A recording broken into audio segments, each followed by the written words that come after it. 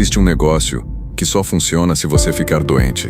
1,4 trilhão por ano. E as empresas que vendem a prevenção são as mesmas que vendem o tratamento. Coincidência? Não. Modelo de negócio. Você adoece com o produto A, trata com o produto B. Ambos da mesma empresa. O produto B não cura, gerencia. Porque um doente curado é um cliente perdido. Eles não perdem clientes. Têm assinantes. Para a vida inteira. Anos 60, doenças crônicas em crianças eram raras. Hoje são epidêmicas. Diabetes, autismo, TDAH, asma. O calendário vacinal triplicou em 3 décadas. E o estudo que responderia a essa pergunta nunca foi feito. Se pergunta quem pagaria para que não existisse. Você confia na FDA? 65% do orçamento da FDA vem das empresas que ela regula. Não é teoria, é lei. Desde 1992, o Vioxx causou até 140 mil casos de doença cardíaca. A Merck sabia. A multa paga, custo de fazer negócio. Em 1986, o Congresso americano decidiu imunidade legal total aos fabricantes de vacinas. Você não pode processar a Pfizer. Você não pode processar a Merck. Você não pode processar ninguém. Pfizer, GSK, Johnson & Johnson, condenados criminalmente. E são eles que injetam no braço do seu filho, sem responsabilidade legal. Chamam isso de saúde pública. Eu chamo de ciclo do paciente perpétuo. Ritalina, bombinha, insulina, EpiPen. Nenhum cura. Todos são para a vida inteira. Cura é transação única. Doença crônica é assinatura. E as assinaturas valem 500 bilhões por ano. Os pais que amam os filhos, que confiam nos médicos, estão entregando os filhos de boa fé para o sistema que os transforma em clientes. É a armadilha perfeita. Bem-vindos ao Papo de Bunker. Porque a verdade não precisa de palco, precisa de bunker.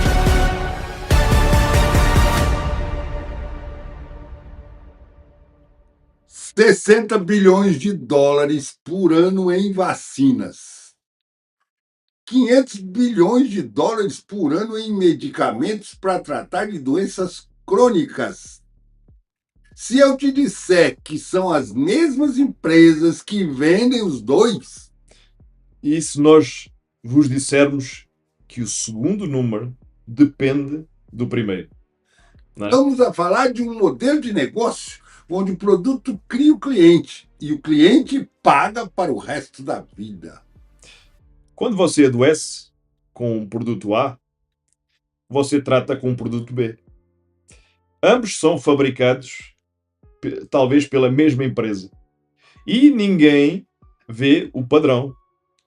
Porque o padrão está disfarçado de quê? De ciência. É o que eles dizem, não é, Cláudio? É. Mas antes da gente avançar, vamos estabelecer uma coisa. Vacinas salvaram milhões de vidas. Varíola, poliomielite, sarampo, erradicação de doenças que dizimavam populações inteiras. Isso é fato histórico. Isso é inegável. Concordamos com isso, não é? E é exatamente por isso que ninguém se atreve a questionar o que veio depois. É aí que está o problema, não é? O que veio depois? O sequestro de uma tecnologia legítima por uma indústria que descobriu que a prevenção é menos lucrativa do que a dependência. Foi isso que eles descobriram, não é? Essa é uma acusação brutal, que tem ponto. É uma descrição de um balanço financeiro. 60 bilhões por ano num lado, 500 bilhões no outro. É só fazerem as contas, não é? Se as vacinas funcionassem perfeitamente e não tivessem os tais efeitos secundários, de onde vinham os 500 bilhões, não é? De outras doenças, do envelhecimento, da genética, de estilos de vida. Algumas até podem ser, não é? Mas, digam-me uma coisa. Diabetes tipo 1 em crianças, autismo, TDAH, asma, epilepsia, alergias alimentares severas. Nos anos 1960, estas condições eram raras em crianças. Hoje são epidémicas. O que é que mudou? O que é que você acha? Mudou tudo. A alimentação, o ambiente, os químicos na água, o sedentarismo, a capacidade de diagnóstico melhorou, o que significa que detectamos mais. Ou significa também que há mais para detectar. E a única coisa que é administrada sistematicamente a praticamente todas as crianças nos países desenvolvidos, sem exceção, não é? Desde o nascimento, seguindo um tal calendário que triplicou em 3 décadas, são vacinas. Vacinas. Correlação não é casualidade, é o primeiro princípio de estatística. E é também o primeiro escudo de quem não quer que se investigue a casualidade. Essa também é uma conclusão que podemos tirar. Não é? Aí a gente entra na ilusão de um senso comum. Então vamos falar da ciência a sério. Os estudos existem, os ensaios clínicos são feitos, as agências reguladoras avaliam, FDA aprova, EMA na Europa aprova, a revisão por pares, a farmacovigilância, o VAERS nos Estados Unidos, um sistema de notificação de efeitos adversos de qualquer pessoa pode consultar. O sistema de vigilância existe. O sistema de vigilância existe. Agora digam-me, quem é que o financia? Quem é que vocês acham? Os governos, as agências de saúde pública. E de onde vêm as receitas dessas agências? A FDA, por exemplo?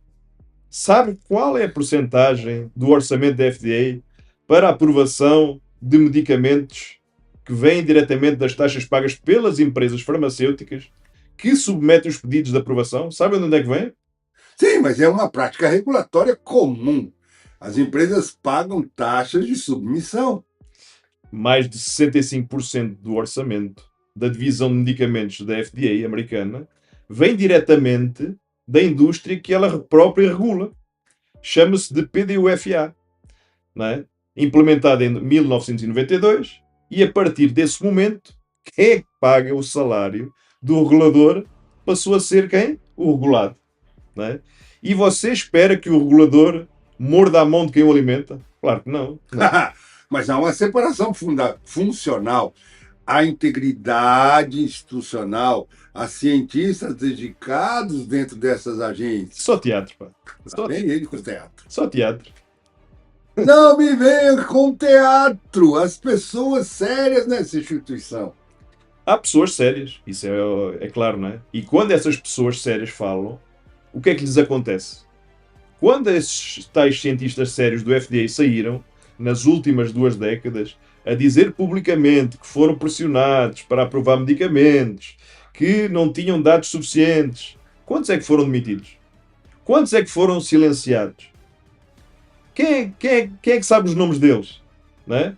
Porquê é que os nomes não foram divulgados? Não é? Mas há casos pontuais, isso não invalida o sistema inteiro. Sim, há casos pontuais. Há casos pontuais. O Vioxx, por exemplo. O Vioxx foi um caso pontual? Achas?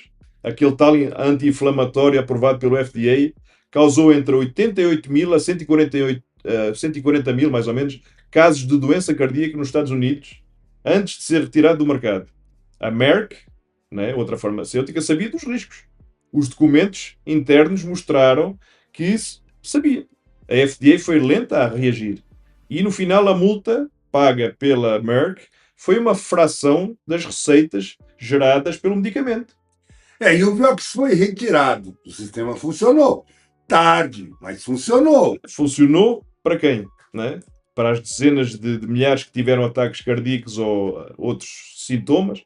A multa foi o custo de fazer o negócio. Não foi justiça. Não é? Foi contabilidade. Mas estamos falando de vacinas, não de anti-inflamatórios. O perfil do risco é diferente. É diferente porquê? Não é? Porque lhe disseram que é diferente?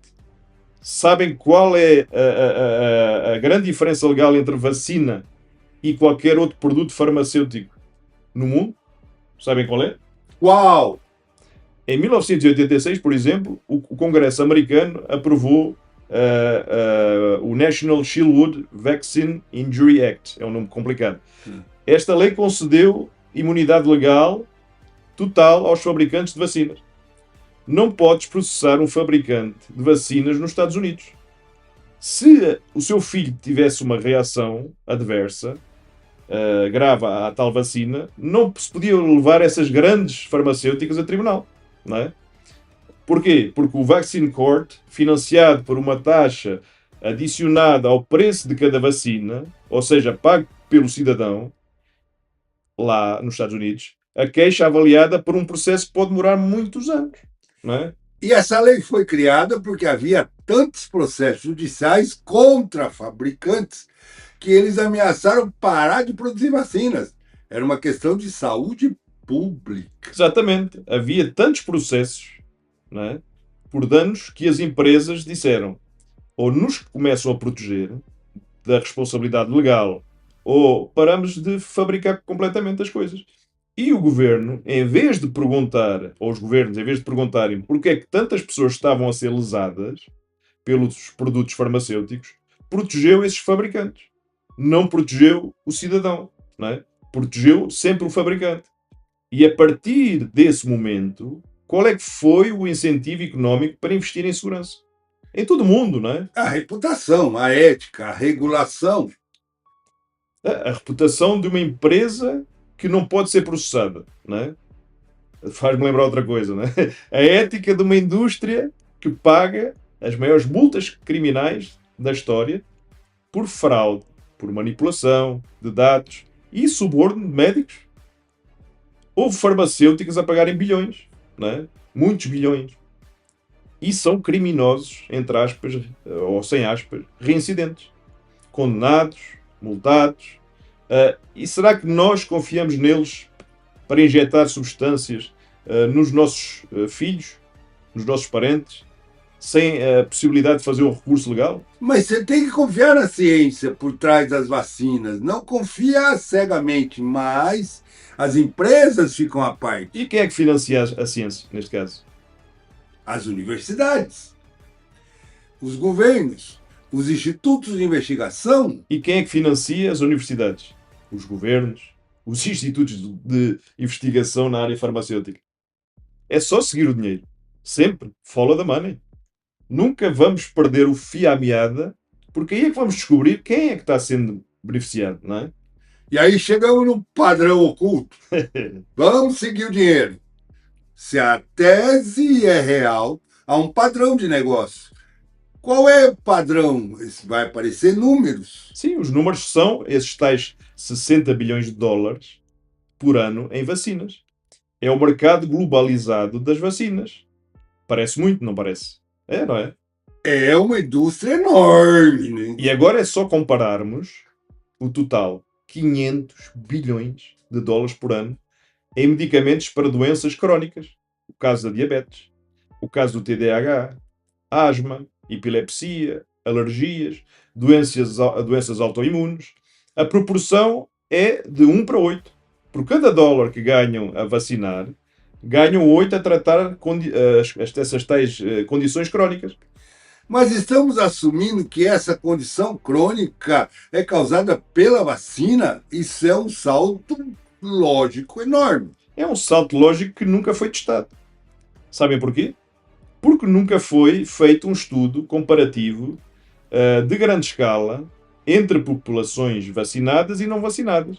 O tipo de estudo que qualquer cientista sério pediria como primeiro passo.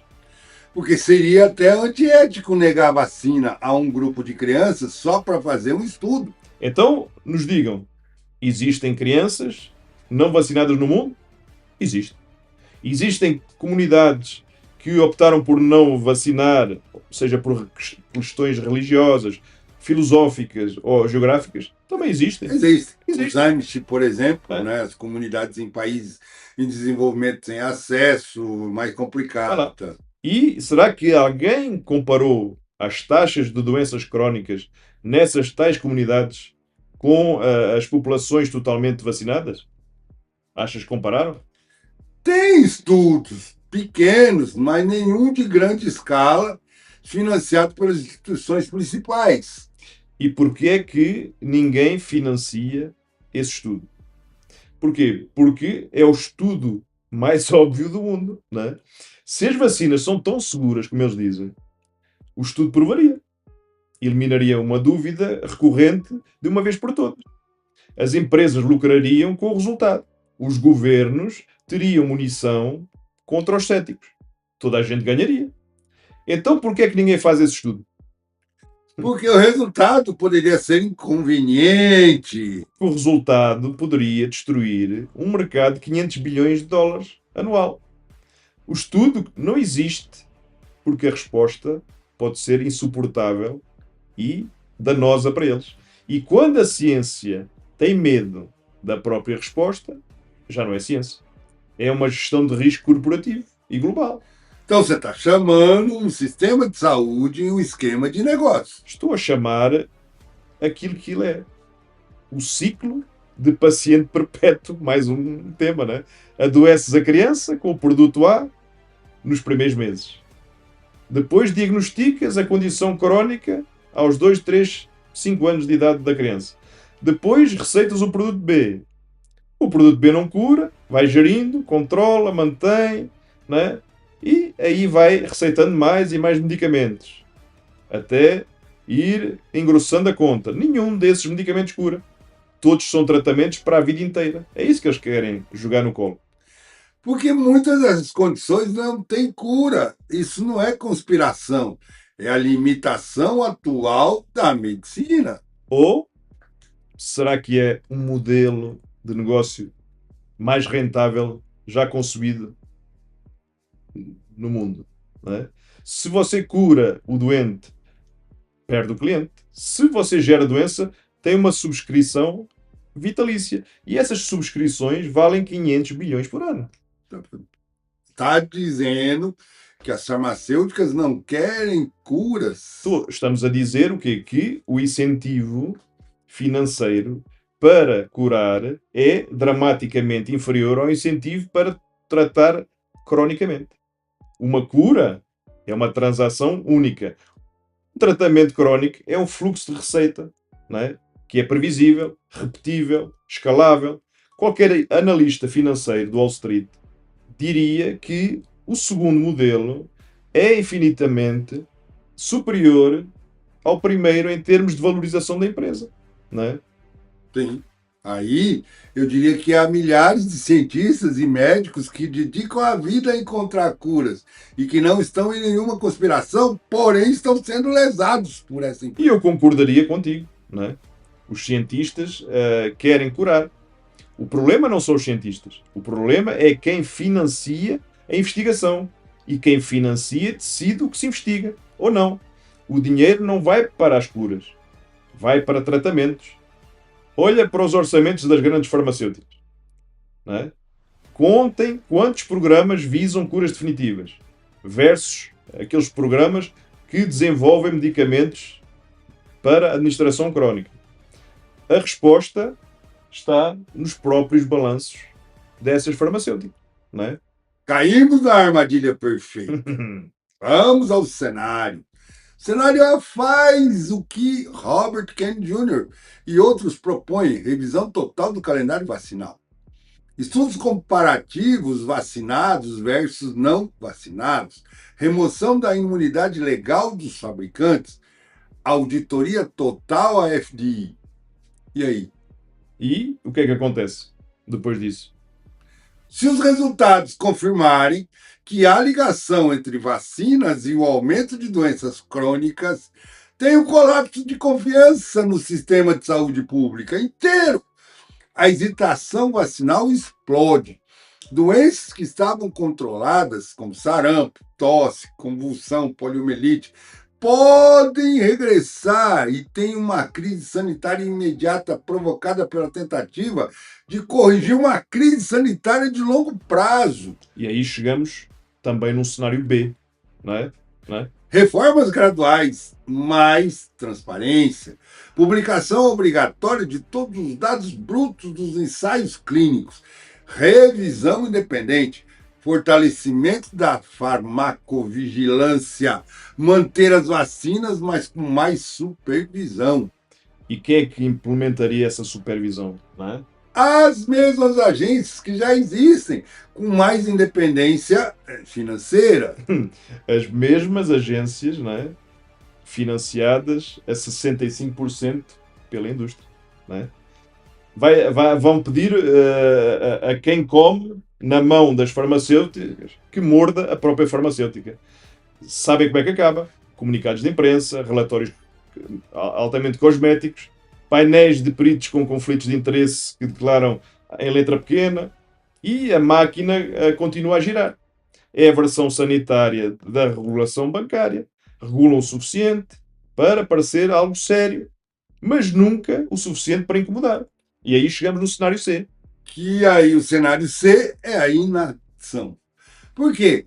Tudo continua como está, ninguém vai se mexer, o calendário vacinal continua a expandir, as doenças crônicas em crianças continuam a aumentar, os 500 bilhões continuam a fluir e ninguém faz a pergunta. Por que fazer a pergunta custa mais do que engolir a resposta oficial?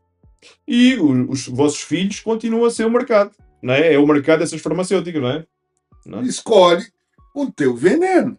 É a armadilha perfeita, como a gente sempre fala. Se você investiga, ou se eles investigam, destrói a confiança e pode causar uma crise sanitária. E ela é imediata. Se reformar, a reforma é quem precisa de ser reformado. Se não fazem nada, o tal ciclo do paciente perpétuo continua a fabricar doentes que financiam sempre o sistema que os adoeceu. Isso é recorrente.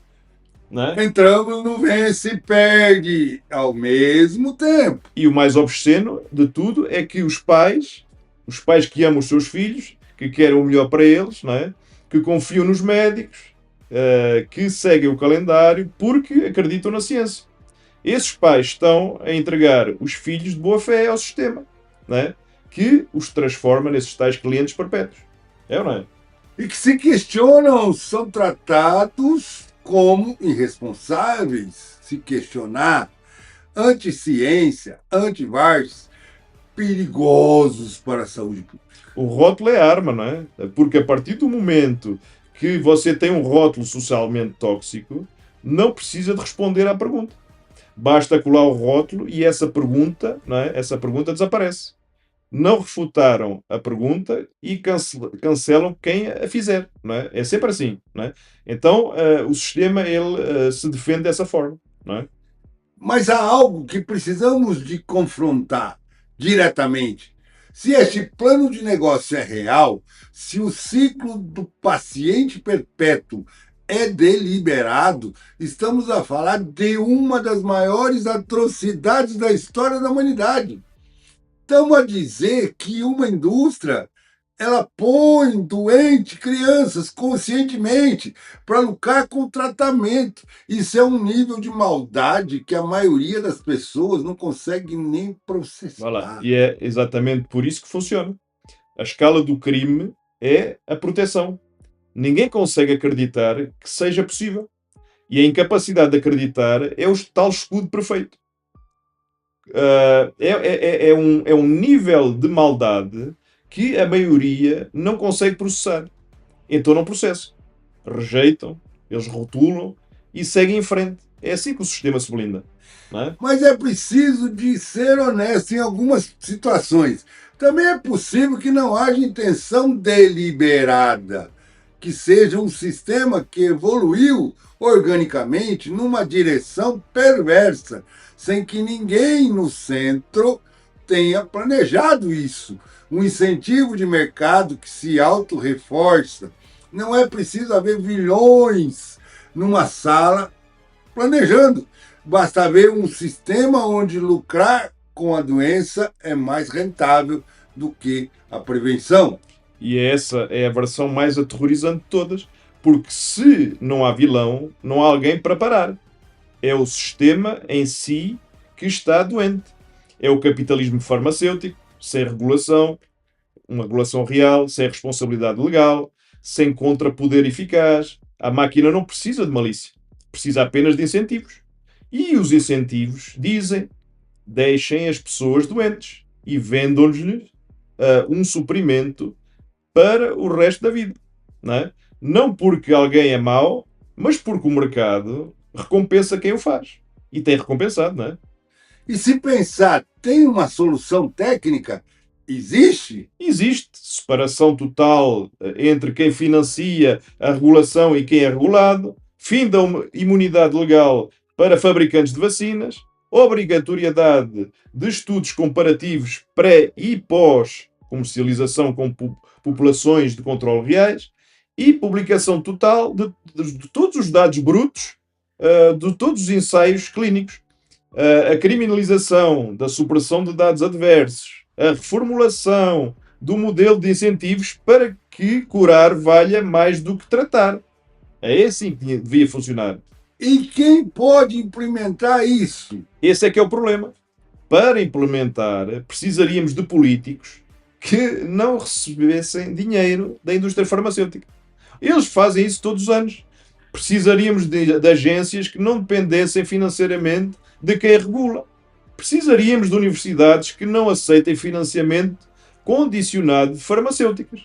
Precisaríamos de média da mídia normal que não dependesse das receitas publicitárias de grandes farmacêuticas. E nenhuma dessas condições existe neste momento. Nenhuma, não é? A indústria farmacêutica é o maior lobby mundial, não é? Gastamos mais em lobby que o setor da defesa militar, que o setor energético combinados, não é? Financia-se campanhas de ambos os partidos, colocamos executivos em posições estratégicas e regulatórias e depois reabsorvemos quando saem e chama-se a tal porta giratória. E gira tão rápido que já nem disfarce. É tudo às claras. Então a solução técnica é perfeita e a solução política é impossível. Como sempre, não é? Como sempre nós falamos, não é? As respostas, elas existem. A vontade de as implementar é que elas estão compradas. E quando a vontade política é uma mercadoria, a democracia é quase um embrulho de um presente, não é? O que há dentro é uma plutocracia farmacêutica. E nós, os cidadãos, ficamos no meio, entre a doença e o tratamento, entre o produto A e o produto B, entre o calendário vacinal e a receita médica, clientes para a vida inteira, desde o primeiro dia. E é isso que eles chamam de a tal saúde pública, não é? Eles enchem o pulmão. É a saúde pública, não é? Bom, se você chegou até aqui, já não vai olhar mais para a próxima receita médica da mesma forma. Não porque te dissemos o que pensar, mas porque te mostramos o que perguntar e ninguém respondeu. E como dizemos sempre, o like não é apenas e só dizer que gostou, é um ato de desobediência a essa farmacêutica, não é? É dizer, eu vi os números, eu não engoli porque algo está estranho, não é? E a inscrição não é quero mais vídeos, é dizer, eu escolho perguntar antes de estender o braço. O comentário é uma presença, é dizer também, eu existo fora desse tal rebanho que aceita as coisas sem questionar, não é? Partilhar é o ato mais perigoso para o sistema, porque cada pessoa que vê isso é um cliente a menos no ciclo do paciente perpétuo. E agora, antes de você aí deixar de nos assistir, nós falamos hoje do modelo de negócio, da arquitetura do lucro, mas não falámos dos arquitetos, não é? Não falamos do Event 201, O evento 201. uma simulação de pandemia realizada em outubro de 2019, 2 meses antes do primeiro caso oficial de Covid, organizado pelo Johns Hopkins Center for Real Security, pelo Economic Forum e pela Fundação Bill e Melinda Gates. Também estavam dentro, não é? Uma simulação que previu, com detalhe cirúrgico, exatamente o que aconteceu nos meses seguintes. Os tais lockdowns, não é? A censura da desinformação, vacinas de emergência, campanhas de comunicação coordenadas, tudo lá. Tudo simulado, tudo filmado, tudo publicado. Que beleza, não é? Coincidência ou ensaio geral? Isso é o que vamos descobrir nos próximos episódios. E quando abrirmos a caixa de Pandora do ciclo do paciente perpétuo, vai aparecer o primeiro capítulo de um livro que ninguém te deixou ler inteiro. né? Aí, falamos nele. Papo de bunker. Porque a verdade não precisa de palco. Precisa de bunker, né? Até o próximo episódio. Se as farmacêuticas não desligarem o Wi-Fi antes, E se nos censurarem, né? não tirar nada do ar. Até o próximo episódio. Senta o dedo no like.